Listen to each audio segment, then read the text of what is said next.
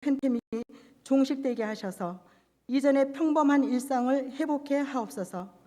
그러나 우리의 회복이 거기에서 그치는 것이 아니라 아담이 범죄하기 이전 부끄러움이나 어떠한 죄악도 없던 그때, 하나님과의 관계에 아무 거리낌이 없던 그때로의 회복을 간절히 소원합니다. 그 일을 위하여 하나님의 아들 독생자도 아낌없이 내어주시고 그를 믿는 자마다 거듭남의 은혜를 주셨사오니 이 기쁜 소식, 살았으나 죽은 자들에게 이 세상 끝날까지 전하고 제자 삼으라는 지상 명령을 충성되이 잘 감당하는 저와 하늘의 모든 권속들과 모든 믿는 자들의 삶이 되게 하옵소서. 하나님을 영화롭게 하며 영원토록 즐거워하는 삶이 모두에게 목적되게 하옵소서. 하늘교회의 머리 되신 예수님을 필두로 각 지체와 각 기관이 된 모든 성도들이 각기 받은 은사들을 묻어두지 아니하고 세상에 나아가 교회가 교회됨을 나타내게 하옵소서. 날마다 시간마다 하나님의 말씀을 대언하시는 담임 목사님과 부격자님들께 은혜 위에 은혜를 더하여 주옵소서. 영육 간의 강건함을 허락하사 맡겨주신 성도들을 돌보는 일에 더욱 충성되게 하옵소서. 교육부서에 맡겨주신 자녀들 한 사람 한 사람을 기억하사 신앙을 잘 지켜나가고 장성한 분량에까지 자라가게 하옵소서. 고아와 가부를 긍휼히 여기시고 병든 자를 고치시며 고통과 슬픔 가운데 있는 자들에게 위로자 되신 주님, 주님이 행하신 그 일과 그 길을 기쁘게 행하고 따르게 하옵소서. 이 시간 김복희 전도사님께서 하나님의 말씀을 대언하실진데 어찌 사람의 말로 듣겠으며 그 하나님의 말씀을 어찌 사람의 말처럼 가벼이 여기리이까. 읽고 듣고 새기고 행하는 진정 사랑 있는 믿음이 이 교회와 모든 믿는 자들에게 드러나게 하옵소서. 어리석고 부족한 종의 기도가 주님의 뜻과 합하여지기를 간절히 원하오며 우리 주 예수 그리스도 이름으로 기도드리옵나이다. 아멘.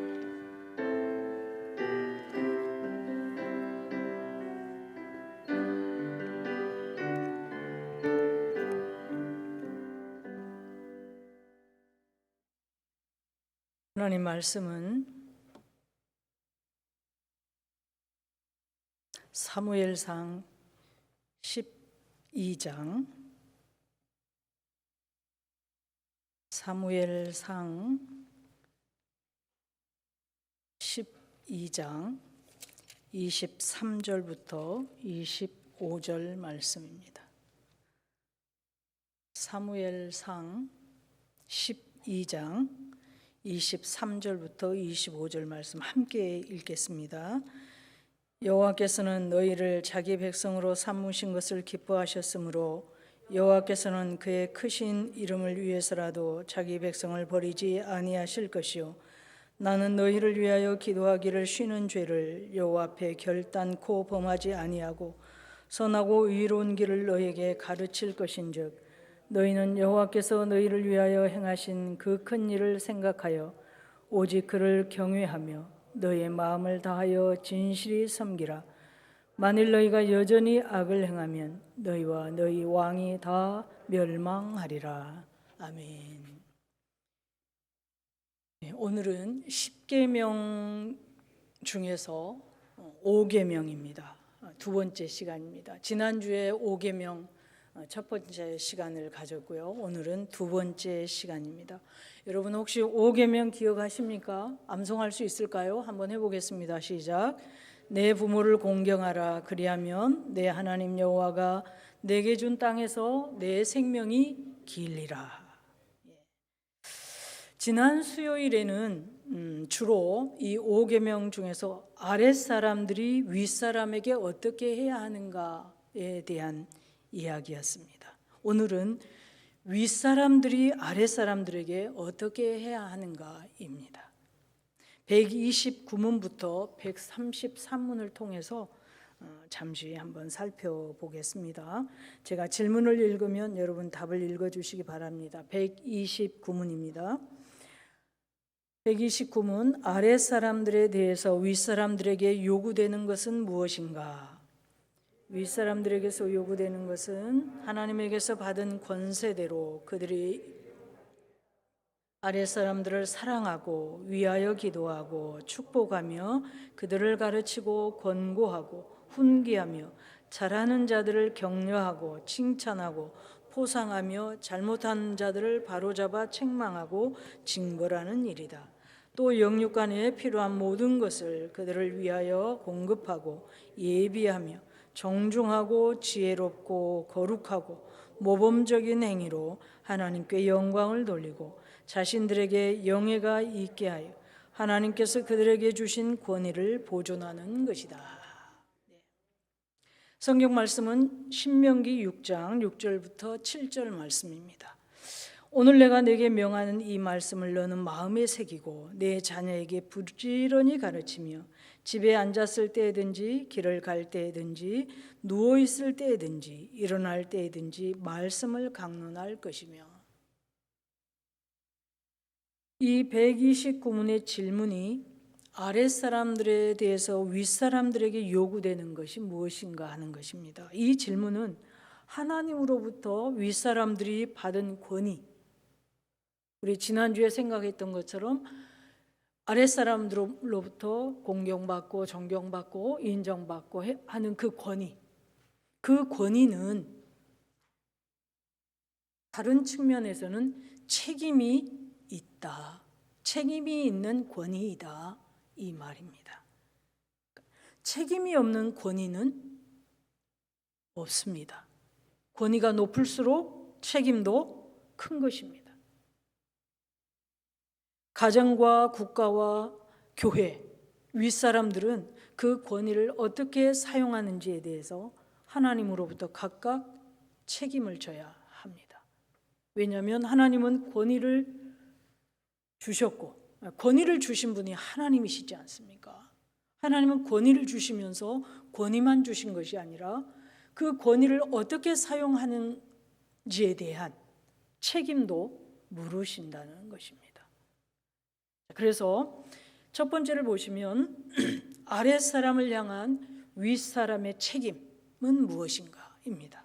사랑하고 기도하고 축복하며 그들을 가르치고 권고하고 훈계하고 격려하고 칭찬하고 포상하고 바로잡아 책망하고 징벌하는 것이다. 윗사람들은 윗사람으로서의 공경을 받아야 하지만 그만큼 아랫사람을 향한 책임이 따르는데 그 책임은 참 많습니다. 가장 먼저 윗사람들이 아랫사람들을 위해 해야 할 일은 사랑하는 것입니다. 그리고 기도해 주는 것입니다. 그리고 축복해 주는 것입니다. 참된 지식으로 바르게 가르치고 잘 알지 못할 때는 바른 것을 알려주어야 합니다.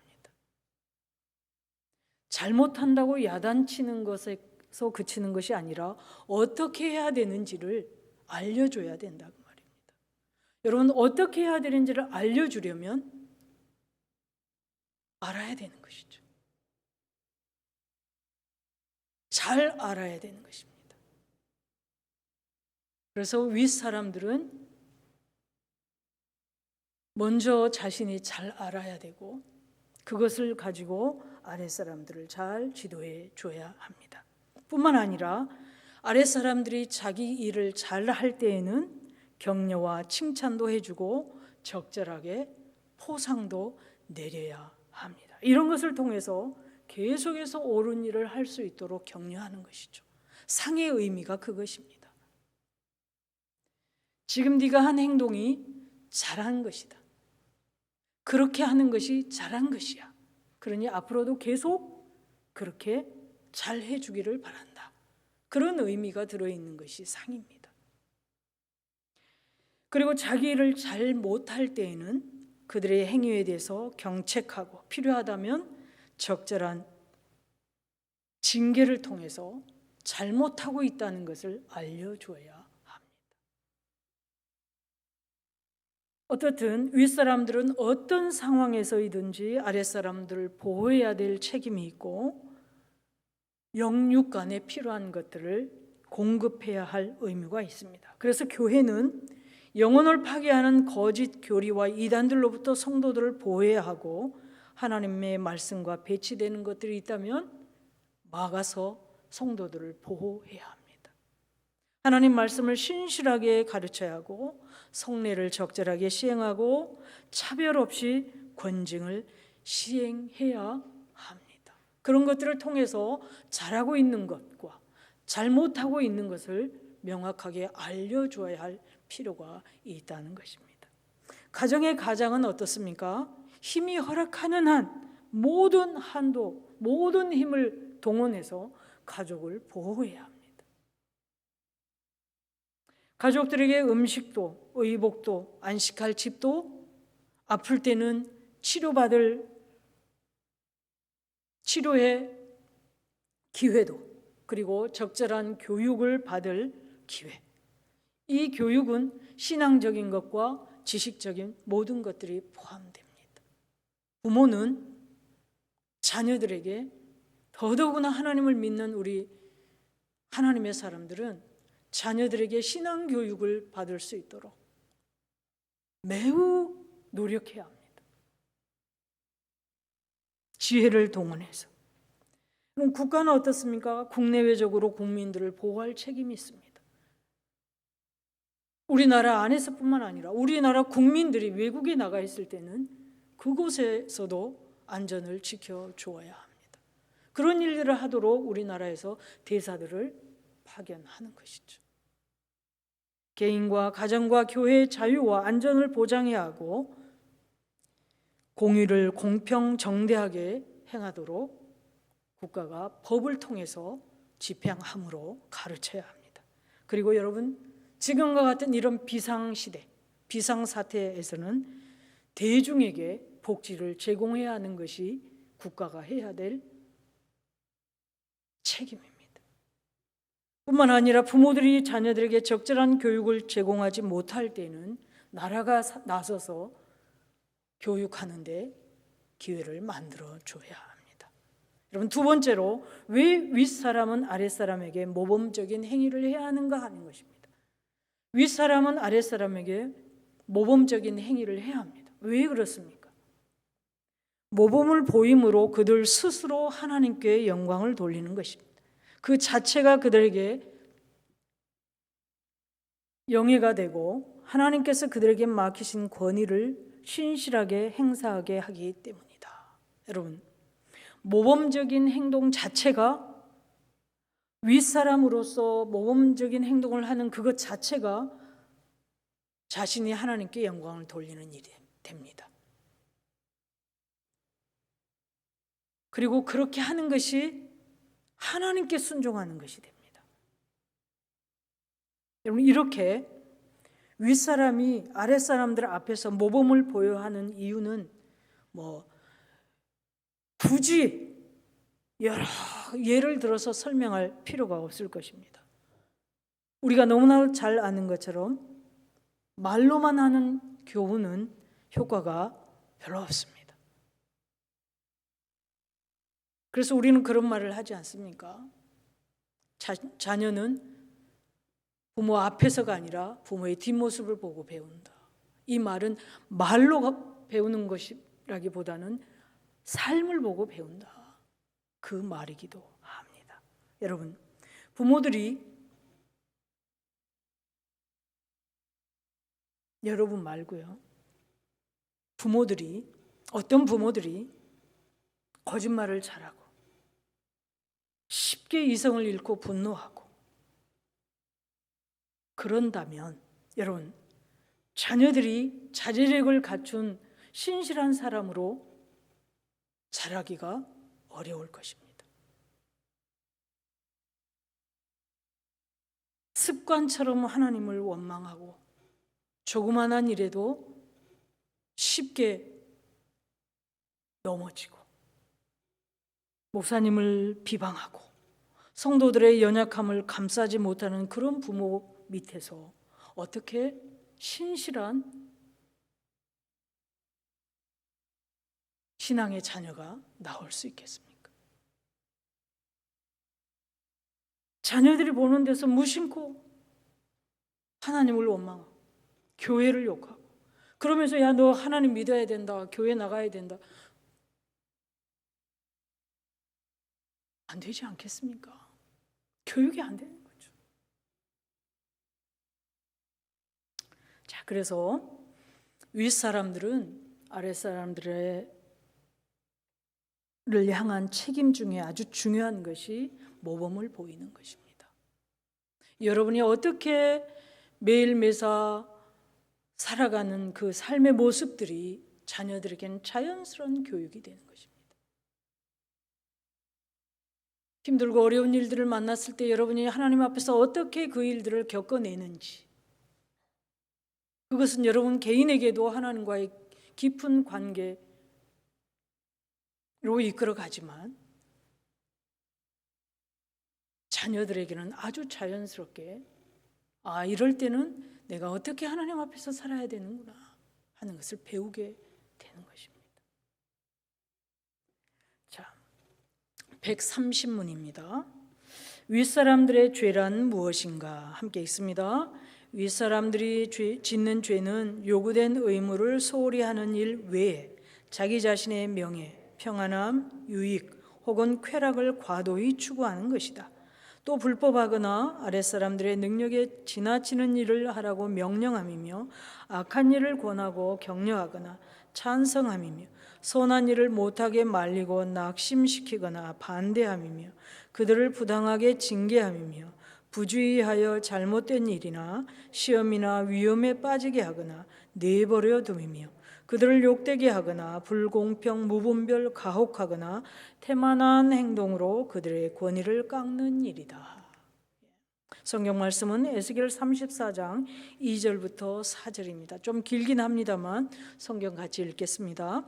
인자야, 너는 이스라엘 목자들에게 예언하다 하라. 그들 곧 목자들에게 예언하여 이르기를 주 여호와께서 이같이 말씀하시되 자기만 먹는 이스라엘 목자들은 화 있을진저 목자들이 양떼를 먹이는 것이 마땅하지 아니하냐. 너희가 살찐 양을 잡아 그 기름을 먹으며 그 털을 입되 양떼는 먹이지 아니하는도다. 너희가 그 연약한 자를 강하게 아니하며 병든 자를 고치지 아니하며 상한 자를 싸매주지 아니하며 쫓기는 자를 돌아오게 하지 아니하며 잃어버린 자를 찾지 아니하고 다만 포악으로 그것들을 다스렸도다. 1번, 윗사람들의 잘못의 근원이 되는 마음의 그릇된 태도는 무엇인가? 윗사람들이 이런 잘못된 생각 때문에 잘못된 행동이 나온다는 것인데요. 어떤 생각이냐면 바로 이것입니다. 권위에 있는 자들이 이 권위가 그들 자신의 이기적인 쾌락을 위하여 주어진 것으로 생각하는 것이다. 그 권위가 마치 자기 자신을 위해 사용하도록 주어진 것으로 생각해서 행할 때 잘못 행동하게 된다, 그 말이죠. 여러분, 권위는 누가 주신 것이라고 했습니까? 하나님께서 주신 것입니다. 하나님께서 권위를 주셨을 때는 분명한 이유와 목적이 있습니다. 사람을 창조하신 것도 하나님께서 하나님의 영광을 위해서 창조하셨지만 각각의 사람들에게 이런저런 권위를 주신 것은 당연히 하나님의 영광을 위해 사용하라고 주신 것입니다. 자기 자신의 이기적인 욕심을 위해 사용하도록 주신 것이 아니라는 것입니다. 우리는 항상 이 관점을 놓쳐서는 안 됩니다. 내게 생명을 주신 이유, 부모는 부모로서의 권위를 주신 것, 교회 지도자는 지도자로서, 나라의 지도자들은 그 지도자로서 하나님 왜 이 권위를 나에게 주셨는가? 하나님의 영광을 위한 것입니다. 하나님의 영광을 위해서 구체적으로 어떻게 그 권위를 사용해야 할 것인가에 대한 이야기를 지금 계속하고 있는 것입니다. 하나님께서 주신 권위이기 때문에 어떤 경우에든지 하나님의 통치 아래서 권위를 사용해야 하고 권위를 사용할 때 책임을 져야 한다. 그 권위를 사용해서 무엇인가를 행할 때 항상 거기에는 책임이 있다는 것을 생각해야 합니다. 여러분, 권위에 상응하는 책임이 있다는 것을 인식하지 않고 권위를 행사하는 것은 책임감 없이 행동하는 것이기 때문에 언제나 죄가 된다고 대요리 문답은 아주 명확하게 말하고 있습니다. 자, 두 번째, 아랫사람을 부당하고 과도하게 징계하는 것은 왜 죄인가? 그것은 징계받는 자에게 행실의 개선 대신에 불의와 분노의 감정을 낳게 하기 때문에 그릇된 것이다.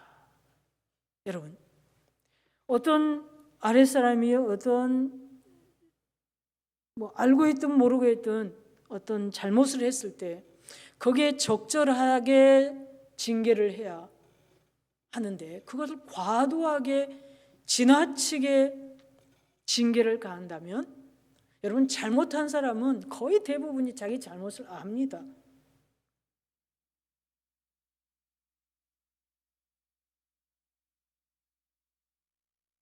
정말 모르고 해서 지나가도 내가 모르는 경우도 있지만 그것을 지적하면 아, 내가 그랬구나. 거의 알아요.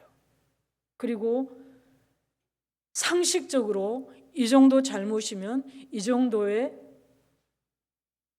징벌, 야단 맞는 엄마한테 매를 맞든 윗사람한테 야단을 맞든 그 상식적인 수준이라는 게 있지 않습니까? 모두가 서로가 이해하는. 그러나 그걸 과도하게 징계를 할 때는 어떤 마음이 듭니까? 잘못한 건 알지만 화가 나는 거죠. 과하게 하면. 그러면 그 행동을 고치기보다는 새로운 분노감에 사로잡혀서 죄를 짓게 하는 것이 되는 것입니다. 자, 131문을 보겠습니다. 131문, 동등자들의 의무는 무엇인가? 함께 읽습니다. 동등자들의 의무는 피차 존엄과 가치를 존중하여 서로서로 경의를 표하며 피차 받은 바 은사 및 진급을 자신의 것처럼 기뻐하는 것이다. 성경 말씀은 로마서 12장 15절 16절입니다. 즐거워하는 자들과 함께 즐거워하고 우는 자들과 함께 울라. 서로 마음을 같이하며 높은 데 마음을 두지 말고 도리어 낮은 데 처하며 스스로 지혜 있는 채 하지 말라. 1번, 대요리 문답이 말하는 동등이란 무엇을 의미하는가? 이 여기서 말하는 동등이라는 것은 본질의 동등이 아니라 신분, 위치의 동등을 의미합니다. 여러분, 본질상으로는 하나님의 형상으로 지음받은 피조물로서 모든 사람이 동등합니다. 그러나 신분상으로는 차이가 있을 수 있습니다. 아니, 있습니다. 예를 들면 부모와 자녀는 본질상 동등한 존재입니다. 그러나 부모는 하나님으로부터 부모라고 하는 권위를 받았습니다. 이 신분상에 동등하지 않은 이 차이는 하나님이 주신 것이라고 계속 말씀드리고 있습니다. 그래서 이 동등자라 함은 신분상으로도 동등한 걸 말하는 것입니다. 자, 그러면 이 동등자들끼리 왜 서로 다른 사람의 성취, 다른 사람의 은사를 기뻐해야 되는가 하는 이야기입니다. 하나님께서는 우리의 것이든지 다른 이의 것이든지 관계없이 그 성취와 은사를 기뻐하시기 때문이다. 우리는 우리의 삶의 모든 것을 이기적인 관점에서가 아니라 하나님의 영광이라는 관점에서 다루어야 한다. 여러분, 하나님은 제가 성공했을 때 기뻐하실까요? 안 하실까요? 여러분은 안 기뻐하실지 몰라도 하나님은 기뻐하십니다.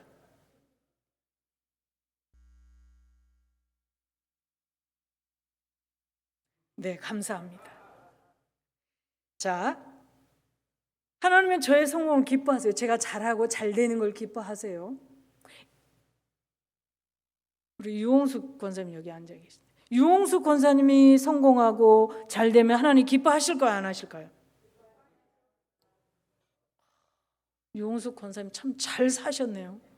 저보다 훨씬 잘 사신 것 같습니다. 다 기뻐한다고 그러시네요. 저는 별로 대답 안 해주시고. 여러분, 하나님이 기뻐하십니다. 그러면 우리는 어떻게 해야 됩니까? 그렇습니다. 하나님이 기뻐하시니까 우리도 기뻐해요.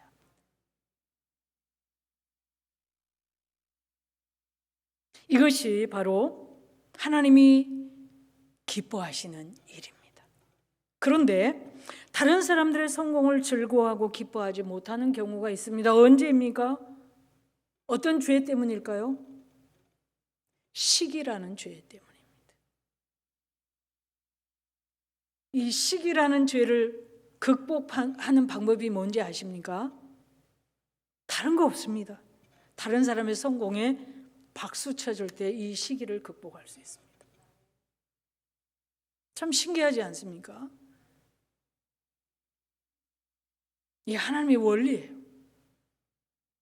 여러분 혹시 그런 마음이 혹시라도 들 수 있잖아요. 저는 우리나라 속담 중에 참 마음에 안 드는 속담들이 몇 가지 있는데 그 중에 하나가 사촌이 땅을 사면 배 아프다는 말 참 마음에 안 듭니다. 비성경적이에요. 뭐로 가도 서울만 가면 된다. 저는 이 속담도 저는 마음에 안 듭니다. 목적 지향적인 게 아니에요. 기독교는 과정 중요합니다. 서울 가는 거 중요하지만 어떻게 가는가가 중요해요. 하나님 앞에서는 그렇습니다. 또 한 가지 마음에 안 드는 속담이 있습니다. 될성 부른 나무는 떡잎부터 다르다. 저는 이거 아주 싫어합니다. 하나님 안에서는 얼마든지 변할 수 있습니다. 아니 냅둬 그대로 살다 죽게. 여긴 비성경적인 표현입니다. 성령은 그대로 살다 죽도록 놔두지 않아요. 하나님께서 계속 마음의 말씀을 통해서 우리를 가만두지 않으십니다. 하나님이 기뻐하는 모습으로 만들시기 위해서 우리가 어떤 잘못을 행하면 계속 불편하게 만드시는 거예요. 그래서 결국 그 행동을 고치게 하고 바르게 만드시는 거예요. 하나님의 방식이에요. 전 그래서 우리나라 속담을 저는 자주 뒤집어서 생각해 봅니다. 그대로 받아들이기 싫은 것들이 참 많이 있어요. 여러분, 시기를 극복하는 중요한 방법은 박수 쳐주는 거예요. 해보세요. 해보면 경험할 수 있습니다. 자, 132문입니다. 동등자들끼리의 죄는 무엇인가? 함께 읽습니다. 동등자들끼리의 죄는 명령받은 의무를 소홀히 하는 이 외에 피차의 가치를 과소평가하고 은사를 질투하고 피차의 높아짐과 번영함을 기뻐하지 않고 다른 사람보다 높아지려고 횡포를 부리는 것 등이다. 네. 하나님 말씀 로마서 13장 8절입니다. 피차 사랑의 빛 외에는 아무에게든지 아무 빛도 지지 말라. 남을 사랑하는 자는 율법을 다 이루었느니라. 1번, 오늘날 그리스도인 상호간의 사랑을 소홀히 하는 것은 죄인가? 그리스도인들이 그들 마음에 역사하시는 성령 하나님의 능력으로 서로 연합하는 일이 발생하는 부흥의 계절을 제외한다면 그리스도인들 사이에 흔하게 발생하는 죄이다. 여러분, 우리가 교회 역사를 보면, 기독교 역사를 보면 박해가 있을 때 그때는 성도 간의 사랑이 참 깊었습니다. 서로 감싸주고 서로 숨겨주고 먹여주고 보호해주고.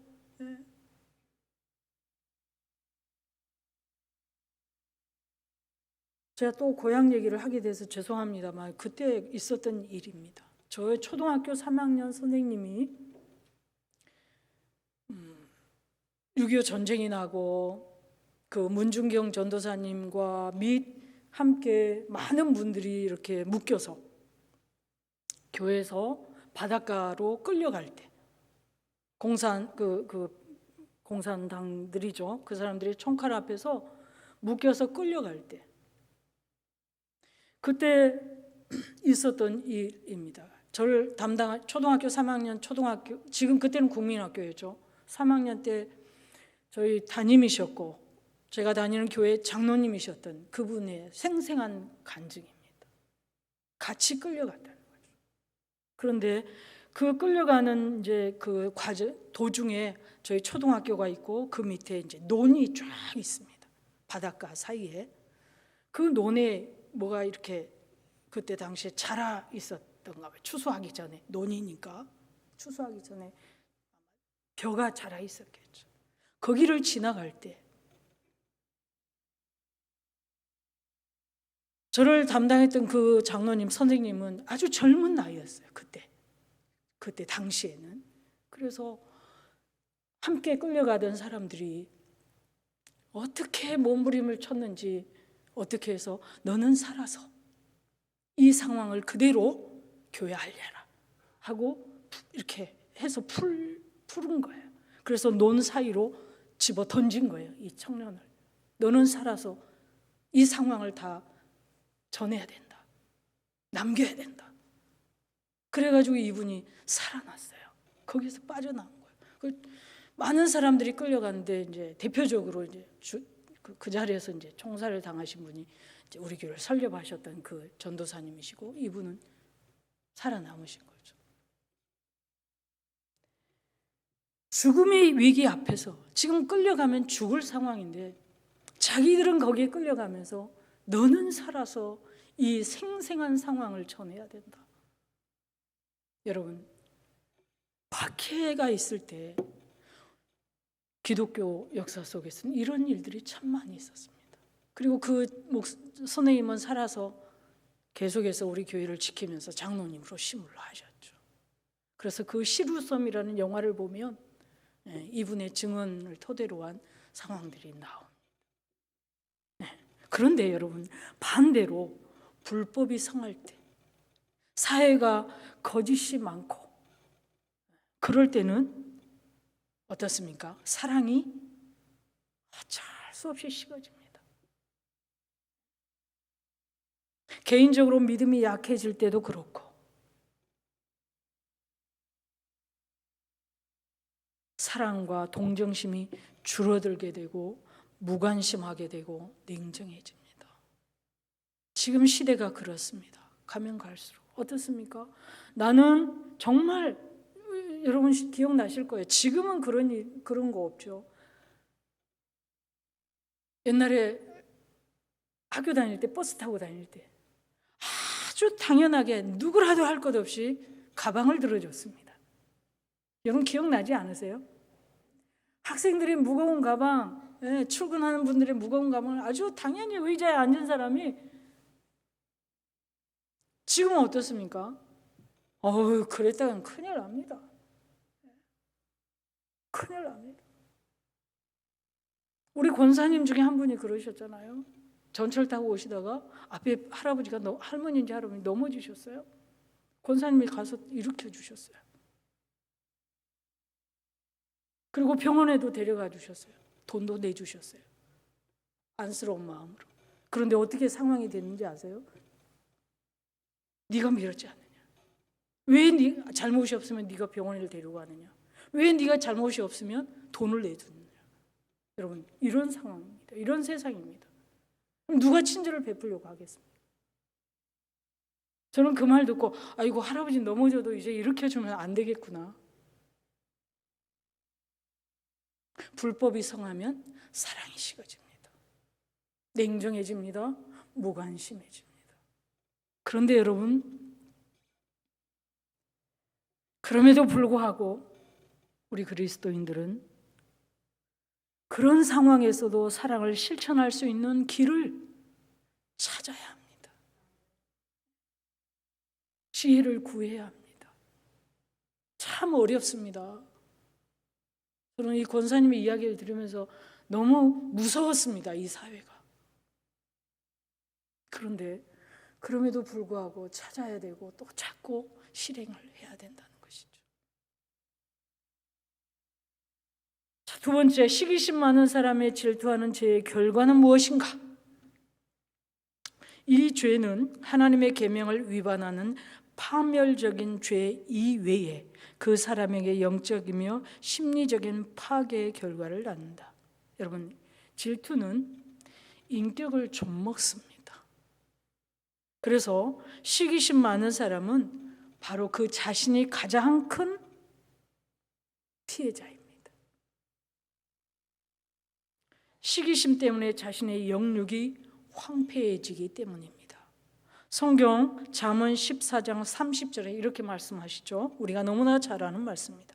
평안한 마음은 육신의 생명이나 시기는 뼈를 썩게 하느니라.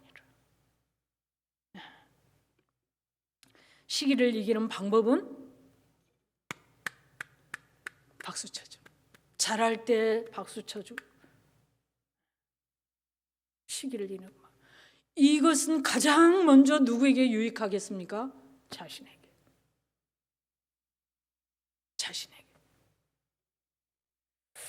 자, 세 번째, 대요리문답이 말하는 다른 사람보다 높아지려는 횡포는 무엇인가? 자신에게 속하지 않은 권위와 권력을 탈취하는 것이다. 서로 동등한 위치에 있는 사람을 주관하고자 하는 것이다. 남의 일에 지나치게 쓸데없이 간섭하는 것. 그래서 베드로전서 4장 15절에 이렇게 말씀하시죠. 너희 중에 누구든지 살인이나 도둑질이나 악행이나 남의 일을 간섭하는 자로 고난을 받지 말려니와. 여러분, 지나치게 간섭하는 것은 좋지 않다는 것이죠. 자, 133문 제5계명을 잘 지키도록 부과된 이유는 무엇인가? 답 시작. 너의 하나님 나 여호와가 이 제5계명에 부과된 이유는 하나님의 영광과 그들 자신의 선을 이룰 수 있는 데 있어서 이 계명을 지키는 모든 사람들에게 주시려는 장소와 번영의 분명한 약속이다. 성경 말씀은 에베소서 6장 2절 3절입니다. 같이 읽습니다.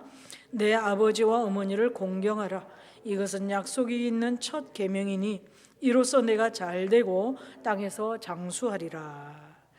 제5계명에 부과된 하나님의 약속은 신실하게 지키는 자에게 약속된 장수와 번영입니다.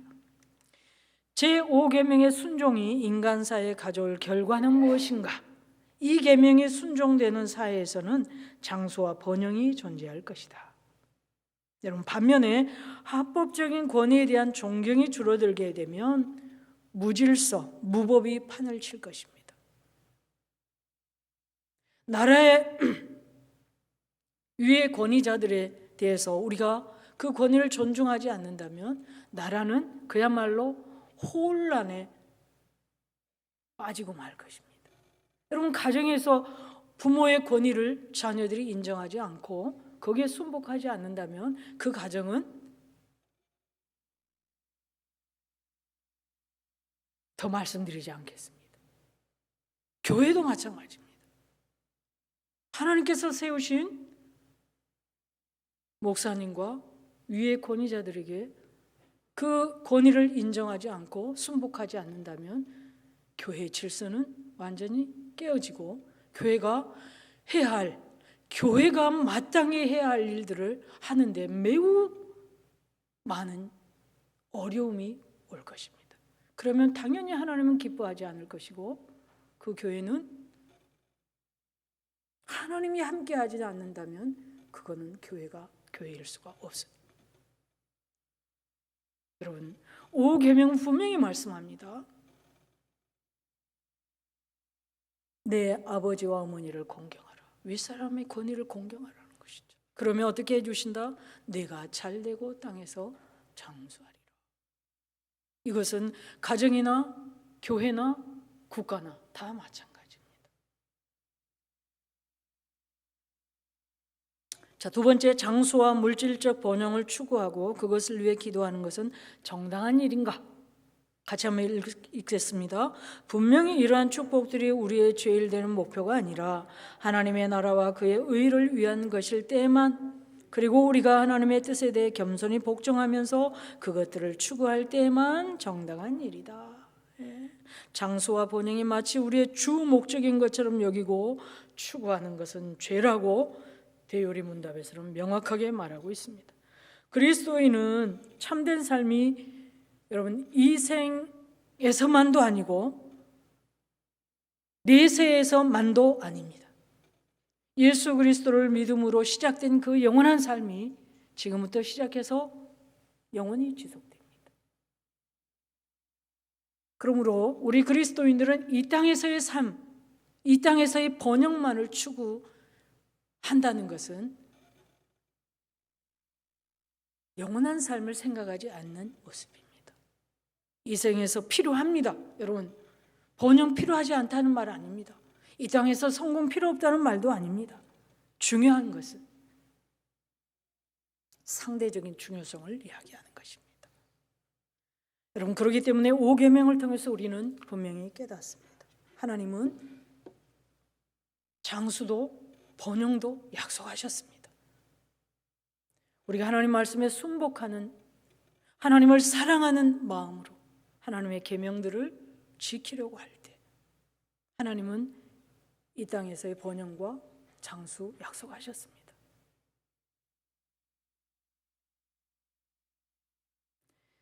이렇게까지 이 땅에서의 삶이 잠시인데도 이 땅에서의 번영을 약속하면서까지 권위를 인정하고 순복하라고 하신 이유, 그리고 서로 사랑하라고 하신 이유, 그것이 곧 하나님을 사랑하는 것이라고 말씀하신 이유가 무엇이겠습니까?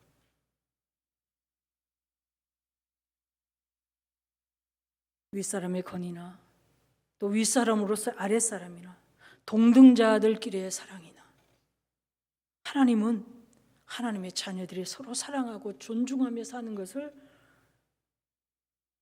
마치 하나님을 사랑하고 존중하는 것처럼 여기실 정도로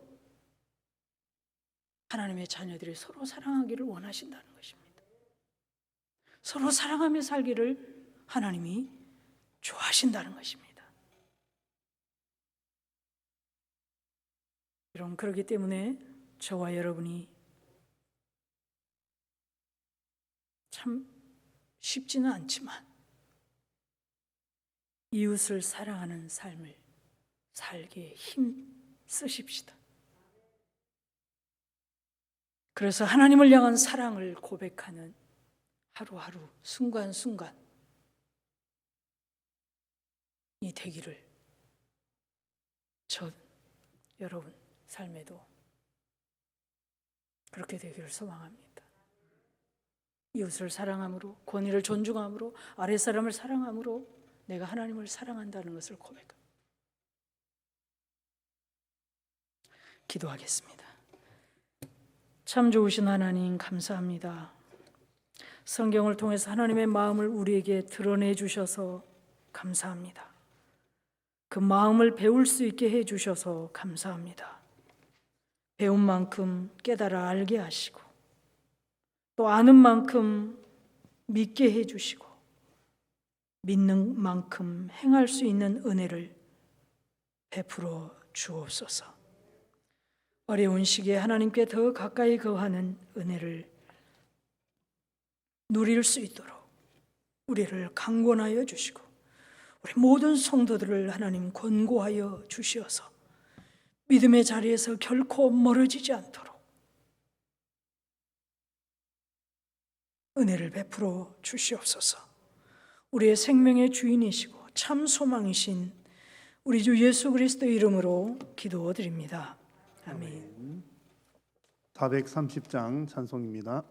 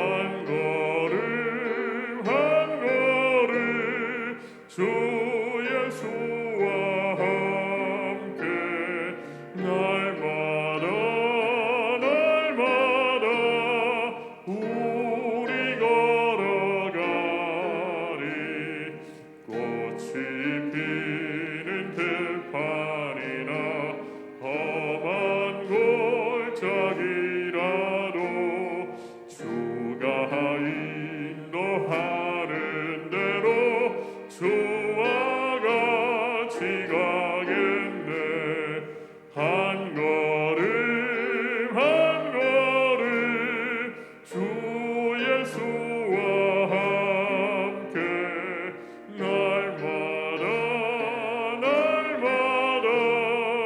우리 걸어가리. 옛 선지자의 녹같이 우리들도 천국에 들려 올라갈 때까지 주와 같이 걷겠네. 한 걸음 한 걸음 주 예수와 함께 날마다 우리 걸어가리. 할렐루야. 우리가 하나님의 말씀을 잘 배우고 듣는 것이 우리 하나님께 큰 영광이 됩니다. 왜냐하면 우리가 하나님 말씀을 듣고 우리 심령이 새롭게 되어서 새롭게 된 심령으로 하나님을 예배하기 때문에 그렇습니다. 그래서 우리가 대요리 문답을 쭉 살피고 있는데 아마 십계명 너무나 잘 아는 내용이고 우리가 격주마다 또 교독을 하잖아요. 잘 아시지만 이렇게 잘 살펴보면 세밀하게 우리가 어떻게 하나님 앞에 어떤 것들이 죄인지 또 어떤 것들을 행해야 되는지를 아주 세밀하게 살필 수가 있습니다. 그래서 제가 볼 때는 교리 공부가 좀 딱딱하긴 하지만 우리 영혼에 아주 양약이 되는 줄로 확신을 합니다.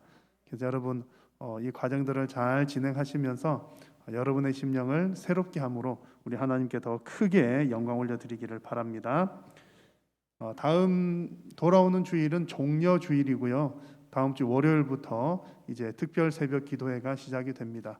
그래서 다음 주 월요일부터 해서 이제 특별 새벽 기도회 끝나도 이제 본당에서 계속해서 공간이 여유가 있기 때문에 또 날씨도 따뜻해지기 때문에 이제 새벽 기도회를 또 본격적으로 시작을 하려고 합니다. 아직까지 코로나 상황이 뭐 이렇게 왔다 갔다 하기는 하지만 최선을 다해서 방역 잘 지켜가면서 또 우리 영성을 좀 이제 회복하는데 주력을 해야 되겠습니다. 그래서 수요 기도회라든지 또 새벽 기도회 등에 좀 힘쓰셔서 함께 또 기도하는 분위기를 만들어 나갈 수 있으면 좋겠습니다. 다음 주에 특별 새벽 기도회 또 고난 중간 부활절 위해서 늘 기도해 주시고요. 우리 텔레 복음 전도 팀을 위해서도 여러분 기도해 주시기 바랍니다. 이번 주 토요일에 우리 손정수 권사님, 전형욱 안수 집사님 가정 결혼식이 있습니다. 많이 축하해 주시고 11시 30분에 교회에서 출발합니다. 이 시간 우리가 합심해서 함께 기도하겠습니다. 기도하실 때에 오늘 주신 말씀을 기억하시면서 우리의 믿음이 하나님 말씀 위에 더욱더 견고하게 세워져 갈 수 있도록 하나님 은혜 더하여 주시옵소서 기도하시고 우리 교회를 위하여 우리 성도님들을 위하여 우리 자녀들을 위해서 이 코로나가 속히 종식될 수 있도록 하나님 은혜 베풀어 주시옵소서. 또 여러분들의 간절한 개인의 기도의 제목들을 위해서 이 시간 주님 이름 한번 부르고 함께 기도하겠습니다. 주여, 살아계신 여 하나님 아버지 은혜를 감사합니다. 오늘 이 밤에도 사랑하는 성도님들을 부르셔서 하나님 영광 받아주시니 감사합니다. 하나님 우리가 하나님의 말씀을 배우고 또 교리를 배우는 것 하나님의 말씀으로 우리의 심령을 새롭게 하여 하나님께 영광 올려드리고자 하며오니 주님 우리의 심령을 하나님 말씀에 비추어 더욱더 정결케 하시고 우리의 죄를 깨닫게 하시고 하나님 말씀대로 순종하고자 하는 결단하는 마음들 허락하여 주시어서 하나님 사랑하는 성도님들이 이 땅 가운데 살아가는 동안 날마다 성령님으로 인하여 성화되어 가며 또 하나님께 영광된 삶이 될 수 있도록 주님 은혜를 더하여 주시옵소서. 오늘도 우리에게 주신 이 오금행의 말씀들을 우리 심령 속 깊이 새기고 아버지 하나님 우리의 인생 가운데에 하나님의 말씀대로만 살아가는 주님 우리 모든 심령들이 다 되게 하여 주시옵소서. 우리 한일교회가 그리하여 더욱더 반석 위에 든든하게 세워져 가게 하시고 우리 모든 성도님들 우리 믿음의 가정들 반석에 세운 가정들이 다 되게 하여 주시며 세상 속에서 하나님의 영광을 드러내는 소금으로 빛으로 살아가는 우리 한일교회와 성도님들이 다 되게 하여 주시옵소서. 우리에게 믿음이 부족하오니 믿음을 더하여 주시고 하나님 우리에게 또한 건강 주시고 힘 주시어서 사랑하는 성도님들이 이 땅 가운데 믿음 생활을 잘 영위하고 주님의 뜻대로 살아갈 수 있도록 하나님 은혜를 더하여 주시옵소서. 무엇보다 우리 자녀들에게 믿음이 잘 전수될 수 있기를 소원합니다. 하나님 아버지 우리 각 가정마다 다 예수님 믿는 온전한 믿음의 가정들이 될 수 있도록 있도록 인도하여 주시고 우리 자녀 대대손손 믿음이 잘 전수가 되어서 하나님의 언약 가정으로 큰 복을 누리는 아버지의 복된 가정들이 다 되게 하여 주시옵소서. 코로나로 인하여서 어려움을 겪고 있는 우리 성도님들 이웃들 주님 위로하여 주시고 이 어려운 상황들에 속히 종식될 수 있도록 하나님 은혜를 더하여 주시옵소서. 사랑하는 성도님들의 간절한 기도의 제목들로 주님 앞에 기도하오니 하나님 들으시고 응답하여 주시옵소서. 하나님의 뜻을 깨닫고 뜻대로 구하게 하여 주시고 하나님의 뜻대로 응답하여 주시는 것을 경험함으로 살아계신 하나님 기독도 크게 영광 올려드리는 귀하고 복된 성도님들이 다 되게 하여 주시옵소서. 우리 인생의 모든 삶의 과정 가운데 세밀하게 감찰하시는 하나님을 경험케 하여 주시고 오직 하나님과 더욱더 친밀하여지는 우리 성도님들 다 될 수 있도록 하나님 역사하여 주시옵소서. 살아계신 우리 하나님 은혜를 감사합니다. 오늘도 저희들을 통하여 영광 받으시니 감사하고 하나님 말씀하여 주시니 감사합니다. 사랑하는 우리 한일교회 또 우리 모든 성도님들 하나님의 말씀 위에 더욱더 견고하게 세워져 가게 하여 주옵소서. 오직 하나님의 영광만 위하여 살게 하여 주시고 오직 주님의 영광을 바라보며 살아갈 때에 하나님께서 믿음도 주시고 힘도 주시고 건강도 주시고 물질도 주시어서 이 땅 가운데 주님의 뜻을 이루며 살아가는 우리 교회와 성도님들이 다 되게 하여 주옵소서. 특별히 주님 우리 믿음의 자녀들에게 은혜를 더하여 주시고 우리 가정에 예수님 믿지 않는 우리 가족들 믿음 허락하여 주시어서 온전한 믿음의 가정으로 주님 언약 백성의 가정으로 주님께 영광 되게 하여 주옵소서. 오늘 이 시간 올려드린 모든 기도의 제목들이 주님의 뜻을 따라 응답받게 하여 주옵소서. 이 시간도 주님 앞에 귀한 예물을 드리오니 하나님 연락하여 주시고 이 예물이 물질이 쓰이는 곳곳마다 생명을 구원하는 놀라운 역사들이 풍성하게 일어나게 하여 주시옵소서. 오늘도 영광 받으심을 감사합니다. 돌아가는 발걸음 지키시고 각 가정에서 예배하는 우리 성도님들의 가정 지켜 주시옵소서. 영광 받으신 주님 감사드리옵고 우리 구주 예수님의 이름으로 기도드립니다. 아멘. 하늘에 계신 우리 아버지여 이름이 거룩히 여김을 받으시오며 나라가 임하시오며 뜻이 하늘에서 이루어진 것 같이 땅에서도 이루어지이다. 오늘 우리에게 일용할 양식을 주시옵고 우리가 우리에게 죄 지은 자를 사하여 준 것 같이 우리 죄를 사하여 주시옵고 우리를 시험에 들게 하지 마시옵고 다만 악에서 구하시옵소서. 나라와 권세와 영광이 아버지께 영원히 있사옵나이다. 아멘.